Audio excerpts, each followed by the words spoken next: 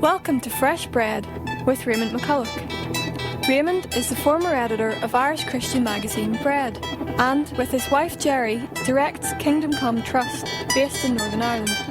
He has pastored and led worship for several years in Belfast and is currently involved in music and media production. Hi, I'm Raymond McCulloch. Welcome back to part 2 of our new series, Fresh Bread, Your Kingdom Come, based on my book, The Whore and Her Mother, 9/11, Babylon, and the Return of the King. You'll find more information about the music and content of each show, and also a podcast of these shows, on our website, kingdomcome.org.uk. You'll also be able to read the first few chapters of the book for free there, or download the relevant prophetic passages. And you can read all the encouraging emails we receive about this and our previous shows. For example, Carrie Long, somewhere in the USA, wrote, "Congrats on your new programme. I love the old one too. You do excellent in all you do. Your writing is outstanding. In Jesus, Carrie Long." If you want to contact us, our email address is simply raymond@kingdomcome.org.uk, or just use the form on our website. Last week we introduced the book. I shared a little bit of my own background, and we covered the preface and introduction to the book. Today we'll make a start on the book proper. Chapter 1, Mega Babylon, Past or Present.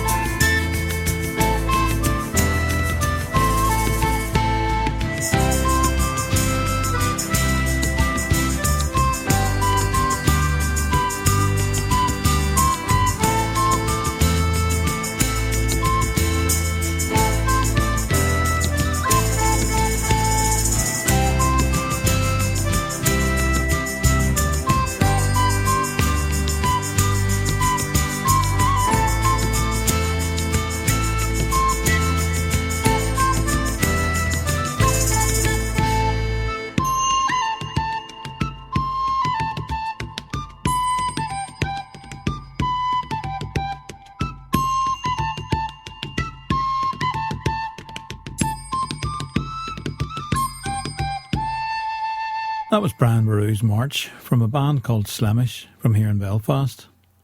Chapter 1, Mega Babylon, Past or Present.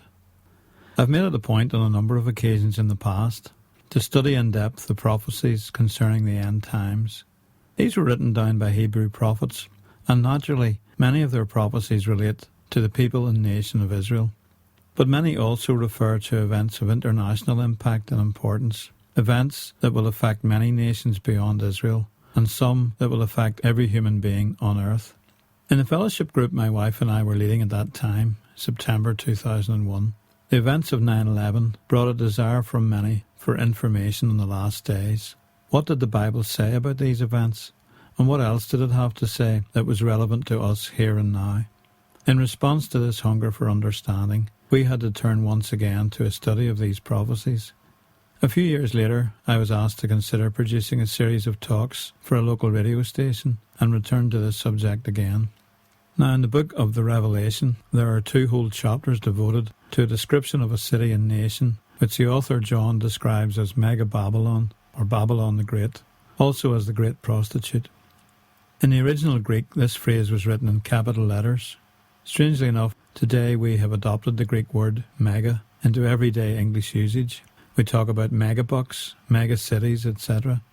Interesting, because the city referred to in the Revelation is indeed a megacity, so I have chosen to use the term Mega Babylon. Now, the main target that stood out on 9/11 was obviously the World Trade Center, a centre devoted to and controlling world trade. This immediately got me thinking, trade? Coming from the Northern Ireland evangelical Christian community, a bit similar to the Bible Belt in the USA, I've heard a lot of interpretations as to what the harlot of Babylon represents. Many times I have been told, with apparently great authority, that this refers to the Roman Catholic Church, or a mega-church conglomerate of world churches, led by and including the Roman Catholic Church. This idea has fuelled and justified much anti-Roman Catholic bigotry in Northern Ireland. There are also those who believe that this refers to a rebuilding of ancient Babylon in Iraq, a project which Saddam Hussein actually began, incidentally employing a Northern Ireland construction company to carry this out. The 2003 US-led coalition, which invaded and occupied Iraq, has pretty much put paid to this idea, though some still hold on to it. Yet others believe the city is Jerusalem, the prostitute idea referring to those who have turned away from the God of Israel, which indeed is the inference, although it can also be applied to other cities than the city of Jerusalem, as we shall see.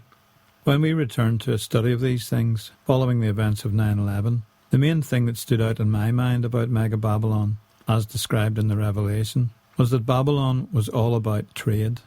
World Trade Center, trade. Was there some kind of connection here? Why did terrorists attack a building dedicated to trade? Let's look at the description of Mega Babylon in the Revelation. Revelation 18, verse 7. Give her as much torment and grief as the glory and luxury she gave herself. In her heart she boasts, I sit enthroned as queen. I am not a widow. I will never mourn. Therefore in one day her plagues will overtake her, death, mourning, and famine. She will be consumed by fire. For mighty is the Lord God who judges her. When the kings of the earth, who committed adultery with her, and shared her luxury, see the smoke of her burning, they will weep and mourn over her. Terrified at her torment, they will stand far off and cry, Woe, woe to you, great city, you mighty city of Babylon. In 1 hour your doom has come. The merchants of the earth will weep and mourn over her, because no one buys their cargoes anymore.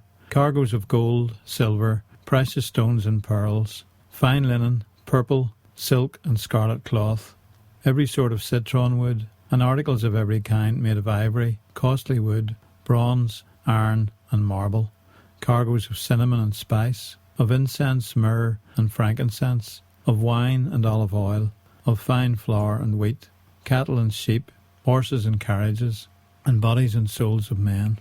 They will say, The fruit you longed for is gone from you. All your riches and splendour have vanished, never to be recovered. The merchants who sold these things and gained their wealth from her will stand far off, terrified at her torment. They will weep and mourn and cry out, Woe, woe to you, great city, dressed in fine linen, purple and scarlet, and glittering with gold, precious stones and pearls. In 1 hour such great wealth has been brought to ruin. Every sea captain, and all who travel by ship, the sailors, and all who earn their living from the sea, will stand far off. When they see the smoke of her burning, they will exclaim, Was there ever a city like this great city?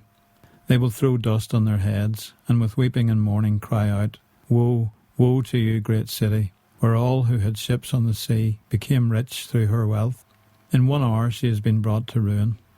Rejoice over her, you heavens. Rejoice, you people of God. Rejoice, apostles and prophets. God has judged her with the judgment she imposed on you. This passage is all about riches, luxury, great wealth, merchants, ships, cargoes. In other words, trade. Are these not what the World Trade Center was about too? Now, the revelation given to John is not the only Hebrew prophecy about Babylon.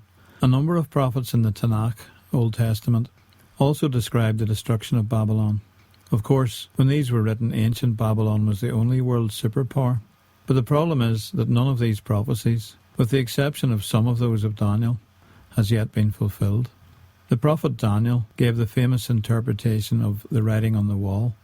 He was called into the Babylonian court to interpret the mysterious writing which had miraculously appeared during a great feast for his nobles held by the king Belshazzar of ancient Babylon, regarded then as an impregnable city. Daniel's interpretation of the vision and the writing was that the kingdom had been numbered, weighed, divided, and given to the Medes and Persians. And indeed it was. They sneaked into the city that very night, after diverting the Euphrates River and entering through the water tunnel, killed the Babylonian king and took over his kingdom. However, the city and its ordinary people were untouched, and the Jewish population was unharmed. Everything continued as before, except under a new leadership. The only people to die were a few of the Babylonian rulers. Nothing in the city was destroyed. Daniel 5:22. But you, Belshazzar, his son, have not humbled yourself, though you knew all this. Instead, you have set yourself up against the Lord of heaven. You had the goblets from his temple brought to you, and you and your nobles, your wives, and your concubines drank wine from them. You praised the gods of silver and gold, of bronze, iron, wood, and stone, which cannot see or hear or understand. But you did not honour the God who holds in his hand your life and all your ways. Therefore he sent the hand that wrote the inscription. This is the inscription that was written, Mene, Mene, Tekel, Parsin. This is what these words mean. Mene, God has numbered the days of your reign and brought it to an end. Tekel, you have been weighed on the scales and found wanting. Perez, your kingdom is divided and given to the Medes and Persians. Then at Belshazzar's command, Daniel was clothed in purple. A gold chain was placed around his neck, and he was proclaimed the third highest ruler in the kingdom. That very night, Belshazzar, king of the Babylonians, was slain, and Darius the Mede took over the kingdom at the age of 62. When I realized that none of the other Old Testament or New Testament prophecies concerning Mega-Babylon had yet been fulfilled, I decided to collect all these Hebrew writings into one document, see Appendix A in the book, in order to focus more easily on their combined impact. The relevant chapters are found in Jeremiah 50 and 51, Isaiah 13, 14, 47 and 48, and Habakkuk 1 and 2 in the Tanakh, Old Testament, and Revelation 17 and 18, with some references also in chapters 14, 16 and 19 in the New Testament. These prophecies concerning Babylon speak of her complete destruction. If they have not yet taken place, was this because the prophets were using Mega-Babylon as a code word for a city and nation that did not as yet exist? Were they referring to a future end-time city? And if so, can we now identify a modern-day city and nation that fits the profile of these prophecies? We'll return to chapter 1 in a minute, but before we do that, let's have a wee bit more Celtic music, this time from a Cork lady, Liz Fitzgibbon, and her song, You Are My Strong Tower. You are my strong tower, and I run into you. You close the door behind me now, and I am safe within.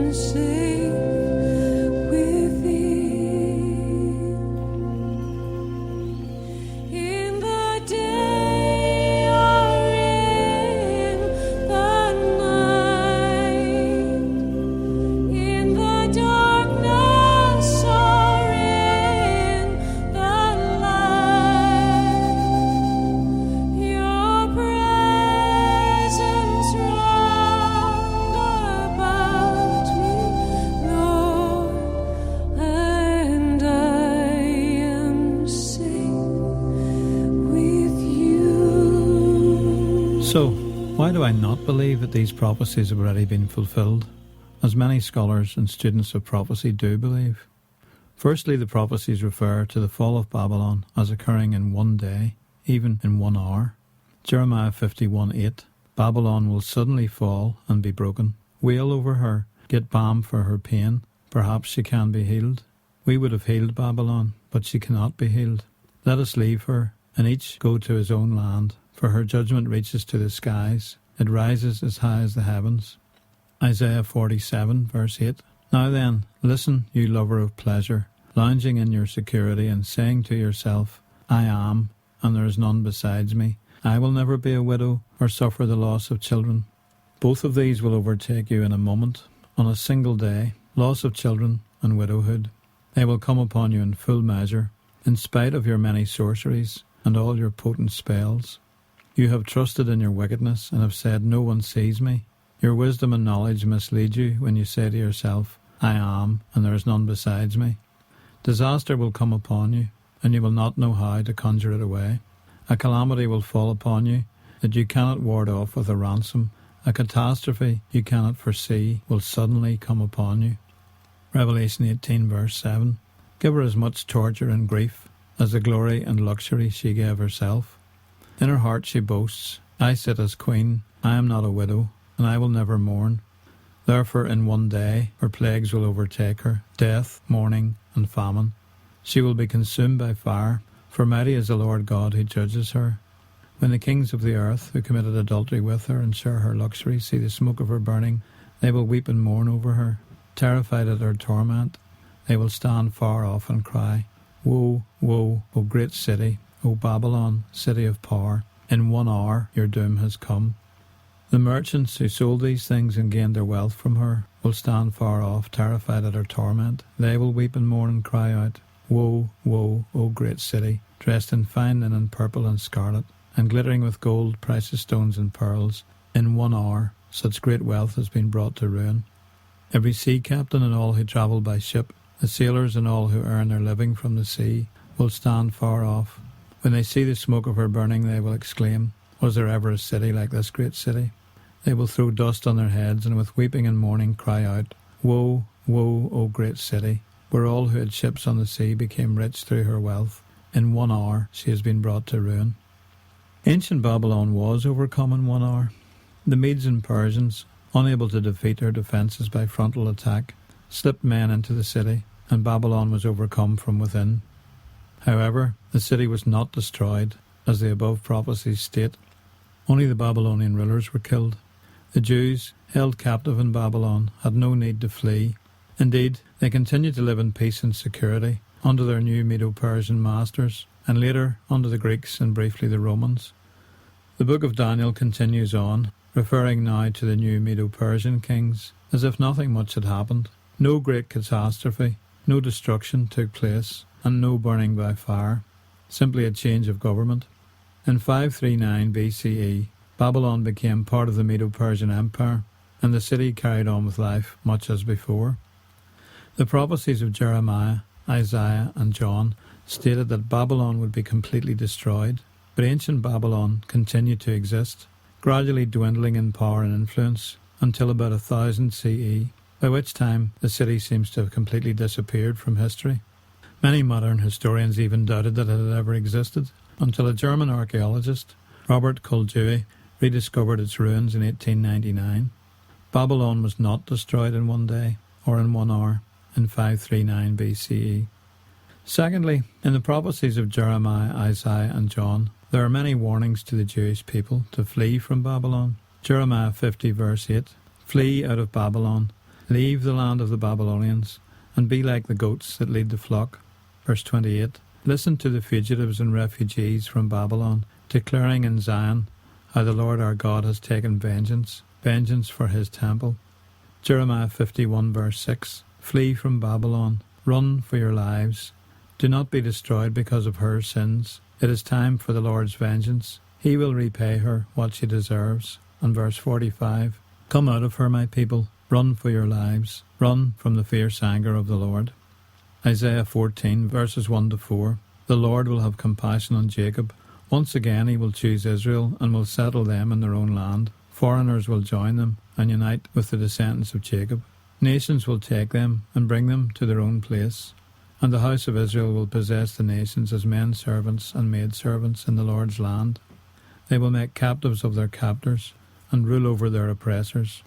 On the day the Lord gives you relief from suffering and turmoil and from the harsh labour forced on you, you will take up this taunt against the king of Babylon, how the oppressor has come to an end, how his fury has ended. In Revelation 18 verse 4, Then I heard another voice from heaven say, Come out of her, my people, so that you will not share in her sins, so that you will not receive any of her plagues, for her sins are piled up to heaven, and God has remembered her crimes. The Jews did not flee from Babylon in 539 BCE. A large Jewish population continued to live securely in Babylon until well into the New Testament era. Even counting their servants, less than 50,000 Jewish people, a relatively small proportion, returned to Israel during the time of Ezra and Nehemiah. See Ezra 2 verse 64 and 65. Cyrus, the new Persian ruler, made a decree to restore the city of Jerusalem and its temple. Far from fleeing Babylon, they left with the full blessing of the Persian king, who handed back to them 5,400 silver and gold vessels, which Nebuchadnezzar, king of Babylon, had originally taken from the temple in Jerusalem. Ezra 1 verses 7 to 11. Even during the time of Yeshua, Jesus, in the 1st century CE, there were probably more Jews still living in Babylon than there were in the land of Israel. So if these prophecies did not relate to the Jewish population of ancient Babylon, what city are these Jews from who are being told to flee? This is a significant point, as we will now see, in relation to Mega Babylon.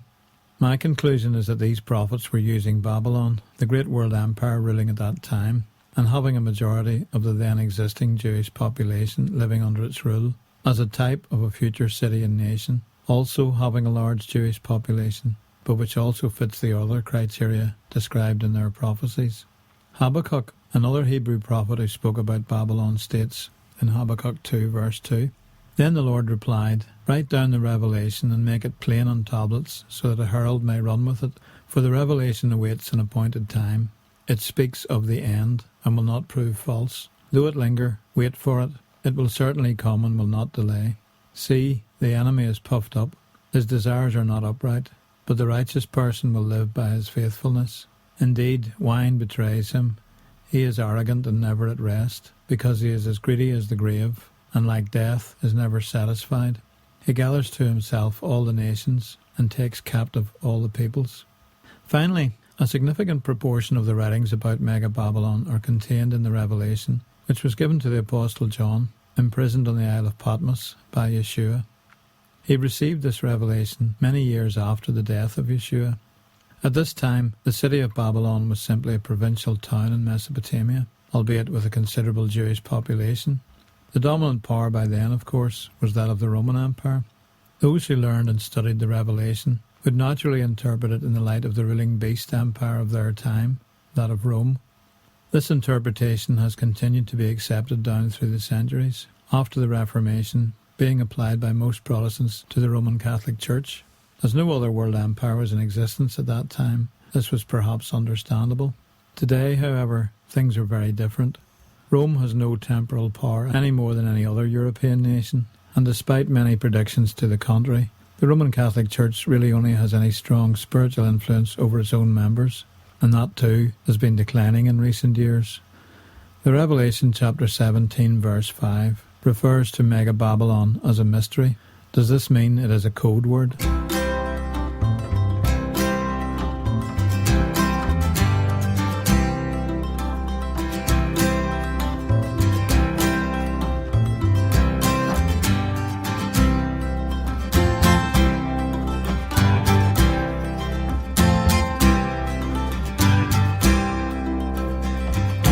The drum that frightens the children.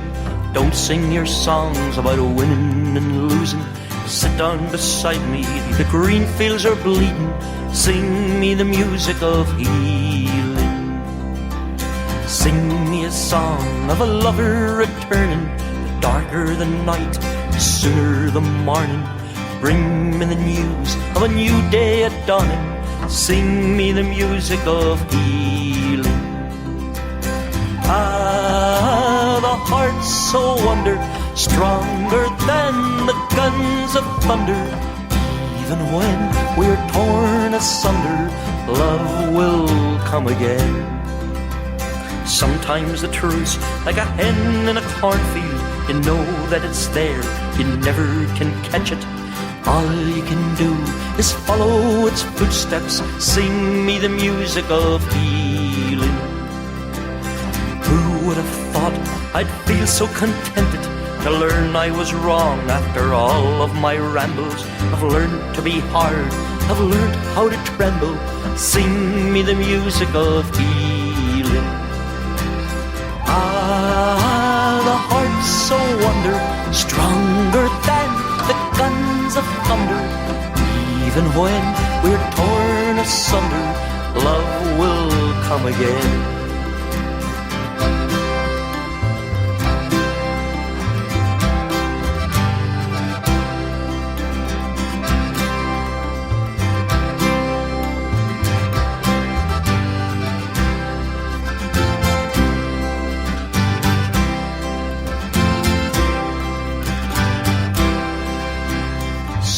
The cycle of vengeance keeps turning till each other's sorrows and songs we are learning. Peace is the prize for those who are daring, sing me the music of healing. Time is your friend, it cures every sorrow. How can I wait for another tomorrow? One step today and 1,000 will follow, sing me the music of healing. Ah, the heart's so wonder, stronger than the guns of thunder. Even when we're torn asunder, love will come again. Ah, the heart's so wonder, stronger than the guns of thunder. Even when we're torn asunder, love will come again. Music of Healing from Rodney, Cordner and Jean-Pierre Rudolph from Portadown and Strasbourg respectively. Let's sum up what we've covered today. Is Mega Babylon past or present? Firstly, ancient Babylon was not destroyed in one day or 1 hour, but continued to exist undisturbed for another 1500 years under the Medo-Persians, the Greeks, Parthians, Arabs, etc. Second, Jews were never forced to flee from ancient Babylon. Instead, the majority continued to dwell there in peace for centuries. Third, at the time of Christ, there were more Jews living in Babylon than in the land of Israel.